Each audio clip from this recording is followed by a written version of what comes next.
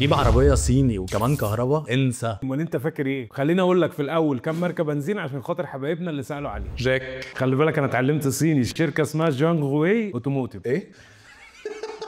ونصها مملوك للدوله. جيتور. علامه فرعيه من شيري ومعموله مخصوص للاس يو في. طب ودونج فينج؟ دونج فينج شركه حكوميه واسمها دونج فينج، ومن اكبر 4 شركات في الصين، وعندها شراكات مع رينو وبيجو وليسان وغيره. طب ودي اف اس كي؟ شركه مشتركه ما بين دونج فينج وسوكون جروب، والعلامه تحت اداره دونج فينج. طب وشنجاني؟ من اكبر الشركات الحكوميه الصينيه، وعندها شراكات مع فورد ومازدا. تعالى لي بقى في الكهرباء، عندك مشكله مع الكهرباء انت؟ انا جايب كهرباء اصلا، هيبقى عندي مشكله معاها ازاي؟ بي واي دي اكبر شركه بتبيع عربيات كهرباء في العالم، ومملوكه للقطاع الخاص، وموجوده في شنزن في الصين. طب وديبال؟ ديبال تبع شنجان، وهو مصنع معمول للعربيات الكهرباء مخصوص. طب وروكسي؟ لا، روكس دي في مصر الجديده يا حبيبي، اسمها روكس، تبع شركه سايك موتورز، ودي من اكبر الشركات في الصين. طب وايه اكس بنج دي؟ هو المصنع اسمه اكس بنج، ومعمول للعربيات الكهرباء مخصوص، وموجود في كونغش. شفت مش قلت لك انا اتعلمت الصيني؟ طب واوتو لي؟ لا، ايتو زي ما بيتقال عليها في الصين. دي شركه مشتركه ما بين هواوي، بس مش هواوي بتاعت الموبايلات، وسيريس جروب، بيستخدموا تقنيات هواوي في العربيات. زيكر؟ زيكر بقى تبع شركه جيلي هولدنج جروب، وهي نفس المجموعه اللي بتمتلك فولفو ولينكان كو. افاتار؟